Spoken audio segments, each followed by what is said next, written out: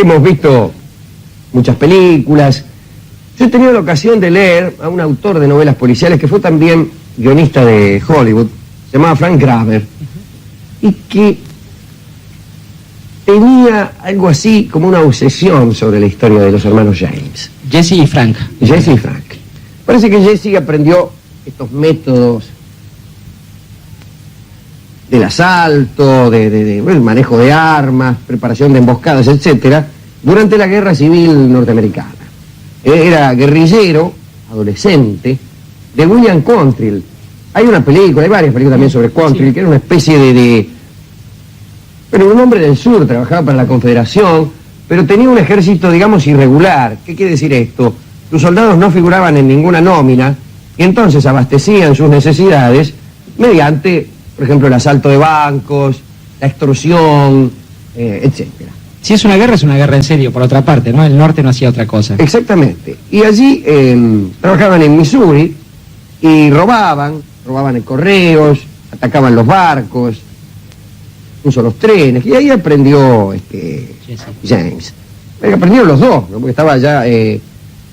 primero fue Frank, el que se unió a Quantrill, y en 1864, Jesse, de 17 años, siguió a su hermano Frank, y también a un primo que se llamaba, creo que Cole Younger se llamaba el tipo, un primo de ellos que también estaba con Quantrill. Y lo designan con un escuadrón, una pandilla de matones, a cargo de un sargento que se llamaba el sangriento Bill Anderson, y ahí lo ponen a Jesse James. Sí. Y empieza a hacerse diestro en estas tareas. Así, por ejemplo, año 1964, detienen 1864, por cierto. Detienen un tren, digo para que vean la clase de acciones. Le afanan $3.000, que era mucho en aquel tiempo, era mucho en aquel tiempo. Y se cargan a 225 soldados de la Unión. 225, no 3 ni 4, 225 soldados de la Unión. Una pandillita, de 15 a 20 tipos. Y ahí pues se destacó mucho el amigo Jesse, que tenía la costumbre de disparar con las dos manos al mismo tiempo y de tomar las riendas entre los dientes. Una velocidad impresionante. Pero termina la guerra. Si me permite esa empresa, sí. Me acuerdo brevemente, hubo un paisano, un criollo aquí, que sabía hacerlo y era de los pocos que podían lograr eso, un tipo que supo enfrentarse a partidas de 12 personas, él solo, llamado Moreira Juan. Que tiene mucho que ver con en los pagos de Navarro, sí, sí. Muchísimo que ver con estos tipos. Muchísimo, sí, sí. Termina la guerra, y estos muchachos de Quantrill, bueno, no fueron amnistiados. Creo que se les pidió que se rindiesen ante los jueces, que se atuvieran a los veredictos de cada juez. Frank lo hizo, Frank James, y lo largaron con libertad condicional, qué sé yo. Pero Jesse no se rindió, y así se enfrenta a una partida en Lexington, y herido, marcha a refugiarse, tal vez a morir, a la granja de su madre, Kearney, Missouri también, pero se recupera. Y ahí, cuando ya Jesse había sanado sus heridas, Frank estaba tranquilo, dice, bueno, ¿qué hacemos? Y arman una banda. Arman una banda con Frank, con Jesse, con el primo Cole Younger, con otros dos hermanos, Younger, y no más de 2 o 3 tipos. Y empiezan. Debut el 13 de febrero del 66, del 1866, en Liberty, Missouri, se afanan $60.000 de un banco. No está mal. No está mal. Y así, con gran maestría, laburan 3 años, haciendo no demasiados robos, pero muy aceitados, muy ajustados. Claro, cometen algunos errores. Por ejemplo, en ese lapso mataron a un alcalde, varios cajeros, incluso muchos peatones que tenían la mala suerte de pasar por ahí justamente en el momento en que estos tipos empezaban a los tiros. Pero tenían a su favor la simpatía local. La gente de Missouri que trabajaban en ese estado simpatizaban con ellos y odiaba a las autoridades. Había habido un cambio de dinero, además, menester es decirlo, en que los billetes ya no eran los mismos de antes. No, claro, el dinero confederado ya no sabía y se habían arruinado todos. Exactamente. O sea que tenían buenas razones para estar chivos con la yuta. Sí, totalmente. Bien. Pero allá por diciembre del 1869 parece que cambia la suerte de los James asaltan un banco, el banco de Gallatin, también en Missouri, y Jesse mata al cajero. Normalmente era un tipo muy tranquilo, Jesse, pero no sé qué le pasa ese día, y le encaja un tiro al cajero. Los disparos atraen a la multitud, empiezan a tirarles balas de todas partes, los James tienen que huir, y en el momento de huir, el caballo de Jesse se asusta, lo arrastra durante 10 metros, finalmente le matan el caballo. El caso es que alguien captura la montura de los James, y es ahí donde las autoridades que apenas se tenían sospechas los identifican y saben que son ellos. Como no eran giles, se mantuvieron 2 años en calma. Se guardaron. Se guardaron. Araca, sí. Pero vuelven. Vamos a mandar unos cuantos asaltos más. Y ya en el 71 asaltan ahí en Corydon, Iowa, un banco. También se les hace muy fácil, tan fácil que hasta se florean, porque cuando se van de asaltar el banco se meten a la iglesia donde estaban todos los feligreses y dice: muchacho, dice, vengo a avisarle que recién asaltaron el banco, y se las tomó. Ese era Jesse James. Empiezan 3 años más de actividad delictiva con un éxito tras otro. Hasta llegan a ir a la feria de Kansas City y delante de 5.000 personas se afanan unos valores de una caja fuerte y se van medio como con paso de murga, tirando tiros al aire como si fuera una celebración. Y les da por los trenes, empiezan a saltar trenes. El expreso de Chicago llevaba $100.000, esto en el 73. Lo descarrilaron, pero cuando llegan al vagón se dan cuenta que los $100.000 no estaban, sino que habían sido mandados en un tren anterior y solamente hay unos cuantos miles de dólares en billetes. El caso es que se hacen 150 lucas dólares en 4 asaltos de trenes.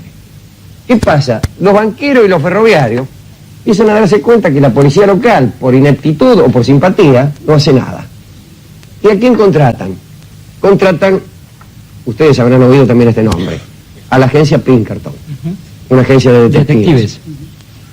Para que investigue y capture a los James. Pero Allen Pinkerton había estado entreverado con la gente de la Unión y entonces lo odiaban en el sur, lo odiaban por lo menos en Missouri, y nadie colaboraba con ellos. Todos estaban a favor de los James. Y además no tenían fotos. No tenían fotos. Y los James sí sabían quiénes eran los Pinkerton y además no tenían ningún empacho en tirar y apretar gatillos ni bien aparecidos. Así que se cargan a 3 agentes de Pinkerton en una semana. No está mal. Los de Pinkerton, que también eran unas bestias, traman un sutil plan, que es poner una bomba en casa de la madre de los James. De resulta de la cual le vuelan un brazo a la pobre vieja y le matan a un hermanito, un hermanastro chiquitito que tenían los James. Eso eran los Pinkerton, ¿no? Con lo cual ya incrementan el odio que la gente del lugar le tenía a la policía y particularmente a los Pinkerton, y quedan ya los James como verdaderos mártires sociales. Hasta que llega el 7 de septiembre de 76, y ahí en Northfield, Minnesota, hay un enfrentamiento con la Utah y 2 de la banda caen, mueren. Días después los 3 Younger son heridos y capturados. Solo consiguen huir Frank James y Jesse James. Y ahí permanecen 3 años escondidos. Y hubieran podido seguir tranquilamente con los nombres fingidos y vivir larguísimos años. Pero no lo hicieron, sino que formaron una nueva banda. Pero también en Missouri vino un nuevo gobernador, Crittenden, que ofrece $5.000 de recompensa. Pero claro, en la nueva banda ya no estaban los fieles hermanos Younger, sino que había algunos tipos nuevos, entre ellos 2 hermanitos, los hermanitos Ford, Robert y Charles Ford, que eran 2 ortivas. Buchones, sí. Y ahora van a ver hasta qué punto, no solo buchones, sino que asesinos verdaderamente, porque parece que los 5 lucas fueron demasiados y no se resistieron. 5 lucas vivos o muertos, por matar los 5 lucas. Y sucedió que Jesse vivía con su familia bajo un nombre supuesto en Saint Joseph, y ahí se los conocía como los Howard. Y los hermanos Ford se arreglan con el gobernador, fingen una visita social, los van a visitar a Saint Joseph, no a Frank, sino a Jesse James. Jesse les invita a permanecer unos días en su casa y ellos esperan días y días. ¿Saben por qué esperan? Esperan a encontrar a Jesse descuidado y desarmado. Y no lo encuentran. ¿Se imaginan ustedes estar días y días en la casa de un punto y no encontrarlo nunca desarmado ni descuidado? Eso es un hombre. Ese es un tipo. No lo podían liquidar, fueron a matarlo. Y no lo podían liquidar porque el tipo estaba siempre preparado. Dios santo. Hasta que un día, ¿sabe qué hace Jesse? Va a limpiar un cuadro. Y se sube a una silla y le da la espalda a Robert, y Robert lo mata. Un valiente el tipo. Sí, un valiente, Sí, sí. un valiente. Lo mata por la espalda. Lo mata por la espalda y va, y seguramente habrá ido a cobrar los 5 lucas. 5 meses después, Frank James se entrega. Y fue indultado, quizá, para menguar la indignación popular que había causado la muerte de James, de Jesse. Desde entonces, se los recuerda en los Estados Unidos del mismo modo reverencial. ¿Acaso injustamente reverencial? Pero bueno, yo no creo eso. Con que aquí se recuerda a los valientes como Moreira. También matado por la espalda, ¿no? Claro, también matado por la espalda por Chirino. Por Chirino. Quiero decir que también allá hay criollos. Y también allá existe el culto del coraje, o ha existido el culto del coraje.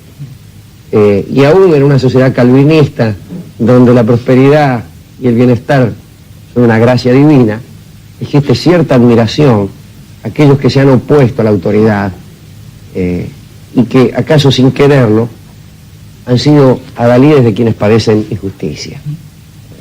¿A quiénes dedicar esto? Y bueno, Empecemos por ellos y tenemos algunas otras personas en las que podemos pensar, sobre todo pensando en una sociedad que a partir de cierto momento, una sociedad que se planteó como la esperanza posible de un nuevo continente, traicionó esos ideales y se planteó justamente como la resolución en términos de injusticia, primero internamente y después hacia todo el mundo. Hablo de lo que pasó con los Estados Unidos de América cuando surgieron como nación. Y pienso también en Bonnie Parker y Clyde Barrow, pienso en Butch Cassidy y Sundance Kid, pienso en Juan Moreira, pienso en Hormiga Negra, pienso en esa gente que justamente ante la conversión de una sociedad eligieron el camino de la delincuencia y lo que se reivindica no es justamente ese camino, no sino es alguna eso. forma de oposición. Desde luego eran los Porque criminales. también no faltará la confusión con eso. Están hablando bien de a los nosotros rochos los ahora. chorros no nos simpatizan. Los tipos que Ciertamente. se cargan un cajero tampoco. Por nos favor. simpatizan. Pero está bien. En ese sentido y con todo el cuidado del mundo. Ujú. Y aclarando que, digo por si hubiera necesidad de aclararlo, que no es un camino a seguir. Y justamente no es un camino a seguir, y además yo creo que esta gente, y pienso en Moreira, pero también pienso, si recurrimos a otras situaciones, en la antigüedad clásica, ¿no? En aquellas personas, el amigo Sócrates, el personaje de otro amigo nuestro, bebiendo su taza de cicuta, también el amigo Séneca por ahí, Y aquellas el personas amigo que Alonso Quijano, tuvo a cuando... todo el mundo en poco, fue el espantajo y el coco del mundo en tal coyuntura que acreditó su ventura, morir cuerdo y vivir loco. Así es, y que en aquel momento en que libera a los galeotes, dice que hace una larga peroración donde postula algo que los argentinos hemos, yo creo, heredado de España, que es cierto desprecio por aquellos que sin irles nada en ello, lavan los buchones. Justamente, frente a esas cosas, cuando estas personas seguramente se han mirado al espejo y han permitido ser matados por la espalda después, lo que están enfrentando no es el propio fantasma, la propia derrota, sino un determinado ideal que solo puede terminar así y que mirando eso uno puede decir cosas como ya no cantás chingolo porque esta cosa, esta patria, también se convirtió en otra cosa. Vamos a dedicar este tanguito criollo, tanguito del campo, tanguito para un pájaro espantado también, aquellos pájaros espantados en los Estados Unidos y en los campos de la Argentina y en tantos otros lugares. Seguramente. Va.